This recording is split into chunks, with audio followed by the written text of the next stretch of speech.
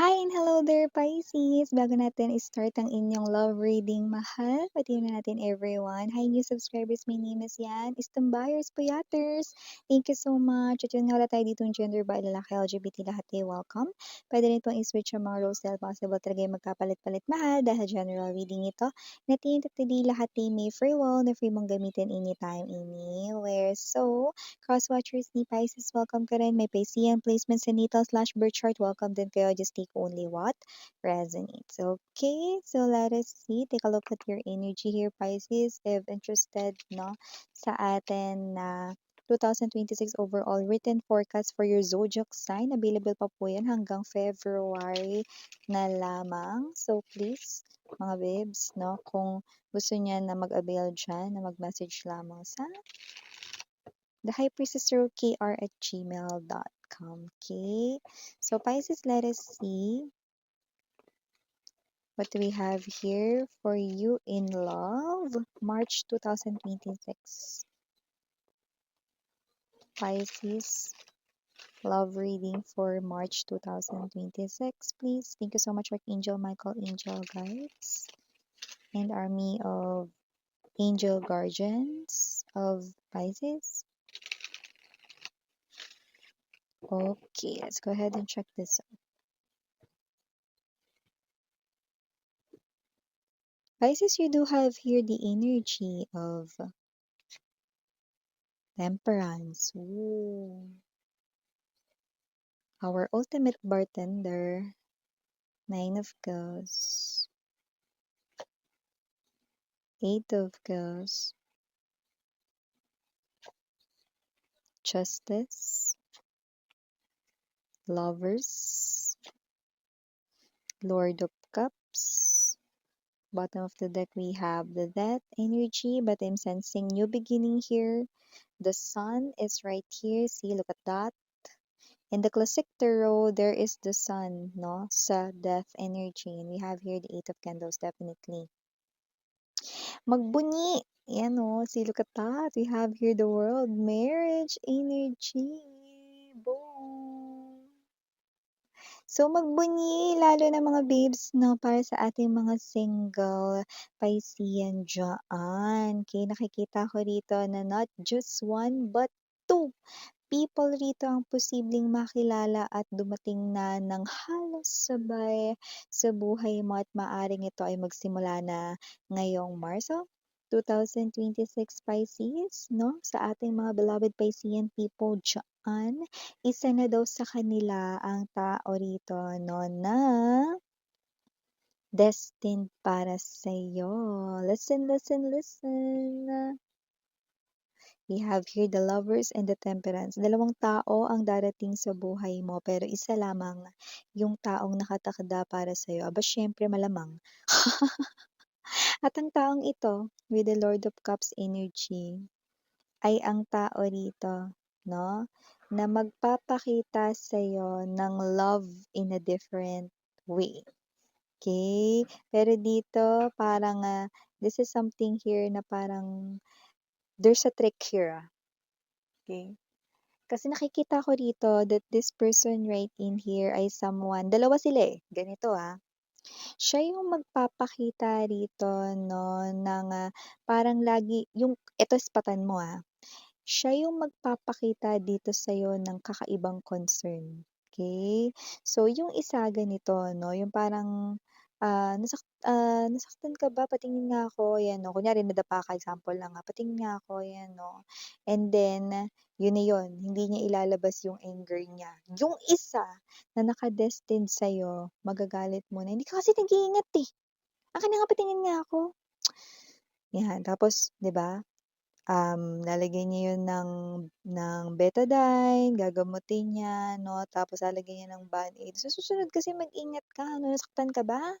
Yan, no, parang mataas yung ano niya, mataas yung parang galit agad. Pero nandoon yung concern. Nakikita mo kung sino yung parang tingin mong medyo hindi mahinahon, no? Hindi niya yun bad side, mahal, hindi niya yun bad side. Kasi actually ang mararamdaman mo diyan, kikiligin ka. Okay. At may energy rin na maaaring lagi kayong parang magbangayan at maiinggit yung isa, okay dahil, pagdating sa inyong, koneksyon 'no, ay hindi kayo gano'n sa kanya. Okay. Gusto niya yung parang awayin mo din siya, gusto niya yung parang, nagka-clash rin kayong dalawa 'no, pero yung taong nakatakda sa'yo, palagi kayong magka-clash pero ang cute niyo at everytime na mag-aalala siya sa'yo, hindi ka rito yung energy ng galit rin sa kanya, hindi. Talagang mararamdaman mo yung kilig. Oh, 'di ba? So, ibig sabihin iba 'no, buti naman na-explain ko yun ng maayos sa Tagalog.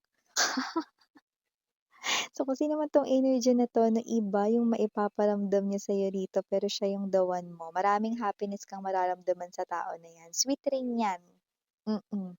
May romantic side 'yan na kakaiba 'no, at nakikita ko your whole life with this person right in here 'no, ay someone very exciting, sun card energy 'no, talagang iba ito sa taong mga nakilala mo 'no, kaya nakikita natin dito na siya na yung taong pakakasalan mo, okey?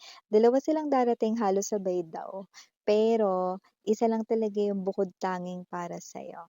Okay, mapapaisip ka, oo, with the Nine of Kills energy 'no, kung sino sa kanilang dalawa kasi isa very gentle 'no, pero hindi ibig sabihin na nasa loob yung kulo niya, okay. It's just that hindi lang talaga siya yung para sa'yo. Yeah, that other person is someone who's nice din, thoughtful din, kind as well, but hindi yun yung para sa'yo, okay. Yung clue nung tao talaga na para sa'yo is yung talagang kumakabog yung dibdib mo, yung tao rito na para kayong aso't pusa, siya yun. Siya yun, Pisces 'no? Eh, nakikita ko rito 'no, na ito yung tao rito 'no, na hindi kayang kumalma. Kasi nakikita ko rito sa distant future, possible na meron dito 'no, na mainis sa inyo pero siya yung haharap dun 'no, or may mga away sa inyo, siya yung haharap dun. This person here will protect you. This person here is your superhero, your Superman, okay. So, kung sino man 'tong energy na 'to 'no, he or she is your the one. Okay, you might be kasi 'no, alam mo ang ganda ng reading na 'to 'no, kasi darating ka talaga sa punto 'no, na para kang ditong, kanta ni Toots Guevara, you know. "Di makatulog sa gabi sa kaiisip kung sino sa kanilang dalawa ang para sa'yo." May pilit lang yung lyrics. So, darating talaga sa punto na hindi ka makakatulog rito ng payapa sa gabi, lalo na kapagka dalawa na sila rito, okey? Yung isa mauunang umamin, yung gentle guy or gentlewoman 'no, si kalmado, okey, mauunang umamin sa'yo. Pero parang magkakaroon ka rito ng sway or wavering of emotions sa pagdating ng true lalong the one para sa'yo 'no. Kung papansin mo itong ating ultimate bartender, ayun, nasa loob siya ng frame, pero wala siya diyang hawak na Two of Cups kasi nga ito ay kasado na. Perfect, 'no, mami-meet mo na siya, 'no, gawa na 'yun, 'no, gawa na yung, wine na 'yun, 'no, gawa na yung, inyong love, 'no, na pagsasaluhan, 'no, orchestrated na. Okey, kaya lang kasi medyo tricky nga 'no, pero ang ganda kasi may clue na kayo agad, yun 'no. So, kasi naman 'tong energies na napi-pick up ko ngayon 'no, alam mo yung nakakaloka 'no, ang tagal mong naging single, tapos sasakit yung ulo mo kasi dalawa sila. Pero at least, isa na sa kanilang dalawa yung para sa'yo, 'di ba? So, kasi naman 'tong energy na 'to mga babes, so nakikita natin dito that this person will be all in sa'yo. Eight of Candles energy 'no? Alam mo, kahit aso't pusa kayo, lagi niyong gustong magkasama.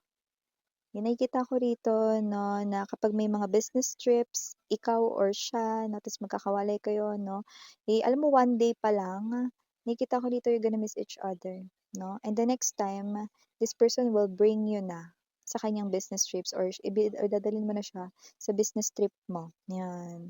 Nakikita ko rito parang halos hindi kayo rito paghiwalay once na kayo ay, maramdaman na yung love for each other. Siya yung pakakasalan mo, walang duda, okey? Kahit na parang Kasi dito hihingi ka rin ng advices sa mga kaibigan mo, eh, nakita ko rito, eh. Kasi parang importante rin sa'yo rito 'no, lalo na kapag hindi ka makapag-decide. "Uy, 'di ba kilala mo girl si ano, anong masasabi mo?" Maraming boboto dun kay gentle guy or kay gentlewoman, pero yung kabog ng dibdib mo at yung pasok ng isipan mo parang gusto mong piliin yung the one destined for you, then yun na yung tawag ng damdamin 'no, tawag ng damdamin mahal 'no. Yun kasi yung taong para sa'yo. Ay, di makatulog sa gabi. Sino naman 'to? Energy na 'to, na oras na para ma-in-love ka or oras na para, kasi parang gusto kong sabihin yung mahiwaga, eh, kasi mahiwaga yung magiging damdamin mo dito sa taong ito, eh, 'no. So, kung sino man siya 'no, talagang, mararamdaman mo na itong tao na 'to ay hindi lang daan sa buhay mo. For some reason, gusto mo siyang patuloyin sa puso mo 'no, kahit na aso't pusa kayo, kahit na nag-aaway kayo, nagka-clash kayo 'no, pero iba yung mararamdaman mo sa kanya at gano'n din siya sa'yo. Nakikita ko dito you're gonna fall for each other, okey. So, nakikita ko rito na marami pa kayo ditong mga pag-uusapan 'no and, nakikita ko rin dito na yun nga yung clue, ang ganda. Kasi maraming pumipili dun sa isa pero ikaw ang gusto mo talagang piliin, yung puso mo, yung isip mo kahit naguguluhan ka, okey, ay ang taong ito. Ay go, ang laki na talaga ng anak ko. So, Pisces, kung sino man ito, may energy rin na posible na dalhin ka niya sa kanyang mundo. Like, successful kasi 'tong tao na 'to. So, puwedeng dun kayo tumira sa puwedeng binili niya ng bahay para sa kanya or para sa future ninyong dalawa 'no. Kahit hindi niya pa alam yung magiging future niya way, way, way back sa mga ilang taon 'no, ago. Kasi ibig sabihin nakita ko rito na puwedeng siya ay bumili na ng sarili niyang tahanan or bahay dito 'no, and asawa na lang talaga yung kulang at ngayon na makikilala ka na niya, kayong dalawa ay titira dun. So, puwedeng sumama ka sa kanya ritong lugar or yung iba puwede kasing sa ibang bansa siya nakatira dahil dun yung trabaho niya, 'yan 'no. So, just take only what resonates, okey? At nakikita ko rin dito 'no, na marami kayo ritong, mga moments na napagsasaluhan 'no, at kung wala pa kayong anak mga mahal 'no, nakikita ko rito na yung child ninyo medyo late darating, okey. So, LGBTQs of course welcome din kayo, basta kung sino 'tong makakasama ninyo, makakasama niyo na 'to for life, okey. Ito yung taong hindi ka bibitawan dito, okey. So, nakikita natin dito na itong tao na 'to 'no, ay mapagmahal and this person will protect you. This person is coming in very strong. Kaya kahit strong ka rin, nakikita ko rito na na ipagtatanggol ka pa rin niya. Okay, and this person here will always save you no matter what happen. Okay, meron lang ditong parang konting conflict kasi, dahil nga medyo maganda yung, kaperahan or successful ito sa kanyang trabaho 'no or career, maaaring meron lang mangilan-ngilan sa mga tao sa paligid niya rito 'no, na baka isipin na yun yung habol mo yung pera or yung, kanya rito 'no na posisyon sa kanya ritong trabaho 'no, parang para lang maging proud ka, may mga gano'ng sasabihin pero hayaan mo na lang 'no, lilipas din 'yun, okey? Yun ay maliit lang naman 'no, na conflict dito. 'Di yun makakaapekto sa inyong dalawa, okey? So, keep it up 'no, i-keep niyo lang yung strong ninyo rito na relationship or magiging relationship ng taong ito. Kasi definitely this person right in here 'no is sa kanya talaga lumalabas 'no, sa buong pagkatao niya kitang-kita na siya talaga yung the one mo. Okay, for the initials right in here, Pisces, yes, we do have capital letter M, capital letter L, capital letter C, capital letter O, and capital letter D. We also have here capital letter T and capital letter F. And for other letters might not be capital, we have small m, small e, small q, small, I don't know if that's zero or another O. So just take only what resonates. Might be two letter O's. Just take only what resonates. We also have here small letter R. So yeah, mga base ito yung mga messages right here for you. Again, if you're interested in watching other collective readings, no, for all signs naman yun, link down below sa ating description box. No? Kahit mapalipat-lipat kayo dito sa channel na to, pati dun sa kabila, no? kahit na matagal na uploaded yung mga collective readings, kung yun ay tinatawag pa lang ang atensyon ninyo, then yun pa lang yung right time para mapakinggan ninyo yung mga mensaheng nakapaloob doon. Feel free to pick up only the messages na nag-resonate sa inyo, guys. So yeah, again, I'm Yuriana, only for the girls, saying Yana, do not for the boys. Sarang ngayon, love and light. Annyeong.